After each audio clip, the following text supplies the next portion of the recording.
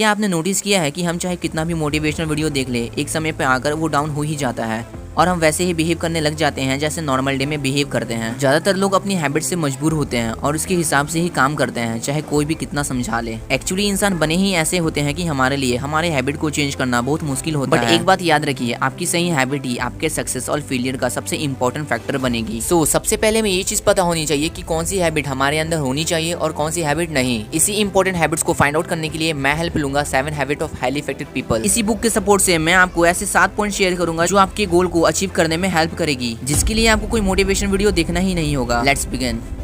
Be proactive. एक restaurant में एक औरत के ऊपर एक कॉकरोच आकर बैठ जाता है। वो एकदम से डर जाती है और पैनिक होकर चिल्लाने लगती है और उछल उछल को उस कॉकरोच को अपने से दूर करने की कोशिश करने लगती है। काफी मेहनत के बाद वो कॉकरोच तो हट जाता है पर दूसरी लेडी के ऊपर चला जाता है और दूसरी लेडी भी सेम चीज करने लगती है, उछल उछल कर उस कॉकरोच को हटाने लगती है। लेकिन यही कॉकरोच अब रेस्टोरेंट के एक वेटर के ऊपर चला जाता है।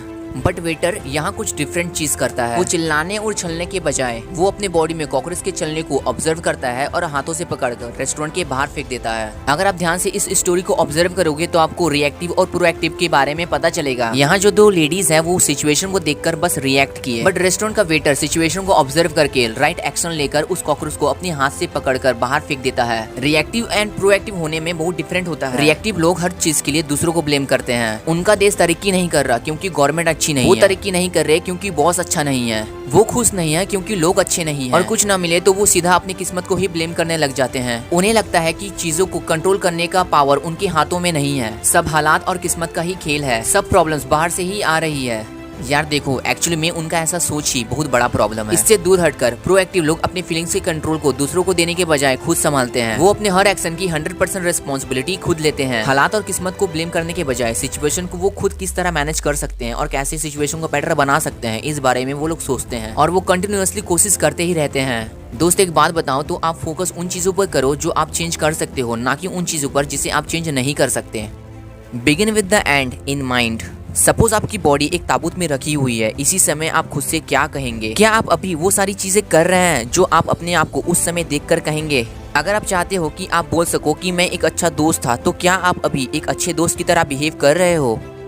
फॉर एग्जाम्पल, अगर आप एक ऐसी इंसान की तरह याद रहना चाहते हो जिसने लाइफ में बहुत सारी चीजें अचीव की हो और सबकी मदद की हो, तो क्या अभी आप ऐसा कुछ कर रहे हैं जिससे आप श्योरली उस समय कह सकोगे? यार अपने से क्वेश्चन पूछो कि आप मरने से पहले क्या क्या पाना चाहते हो और जल्द से जल्द इस पर काम स्टार्ट कर दो।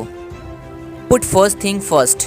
हमारे लिए जो काम सबसे जरूरी है उसी काम को सबसे पहले कंप्लीट करना चाहिए। ये कहने में तो इजी है लेकिन इसे फॉलो करना उतना ही हार्ड है। लेकिन ये सच है कि हम जितने बिजी दिखते हैं उतने बिजी होते नहीं। जैसे ही आप डिस्ट्रैक्ट होते हो वैसे ही आप बेवजह ही मोबाइल ऑपरेट करना स्टार्ट कर देते हो और कुछ नहीं तो बेवजह ही सोचने लगते हो, जबकि ये सारी चीजें करने के बजाय हमें अपना काम कंप्लीट करना चाहिए।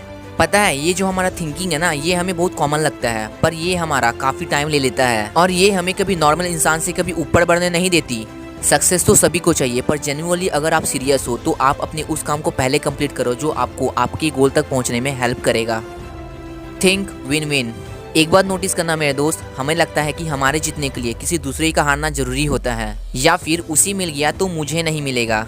श्रीमान रतन टाटा जी कहते हैं, अगर आप दूर तक जाना चाहते हो तो अकेले चलो, लेकिन अगर आप बहुत ही ज्यादा दूर तक जाना चाहते हो तो साथ चलो, क्योंकि अकेला आप कितना काम कर लोगे। किसी को हराने की कोशिश मत करो, साथ मिलकर जीतो। जब हम लोगों से बात करते हैं तो हम उसे अपना सॉल्यूशन देना तुरंत स्टार्ट कर देते हैं बिना उनके प्रॉब्लम्स को अच्छी तरह जाने। हम ये बोल देते हैं कि हमारी फीलिंग्स कोई नहीं समझता, पर खुद भी हम सामने वाले को मुश्किल से समझने की कोशिश करते हैं। अगर आप सोचते भी हो तो ऐसे सोचते हो, सामने वाले ने क्या कहा, वो ऐसा कैसे कह सकता है, जबकि मेन क्वेश्चन ये होना चाहिए कि उसने ऐसा क्यों कहा और इस चीज को बोलने के पीछे उसकी फीलिंग्स कैसी थी। इसलिए दोस्तों, जिससे आप बात कर रहे हो ना, उसे पहले समझने की कोशिश करो, देन वो भी आपको समझ पाएगा। सिनर्जी।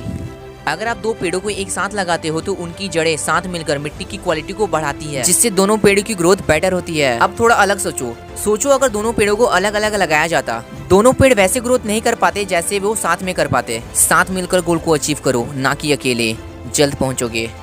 Sharpen the saw. एक आदमी बहुत देर से एक पेड़ काट रहा था, वो पूरी तरह थक गया था और उससे पेड़ भी नहीं कट रही थी। पास में ही खड़े एक लकड़हारे उसके पास जाता है और उसे सलाह देता है, आपको अपनी आरी तेज करनी चाहिए। ये सुनकर वो आदमी कहता है, इसमें तो टाइम लगेगा।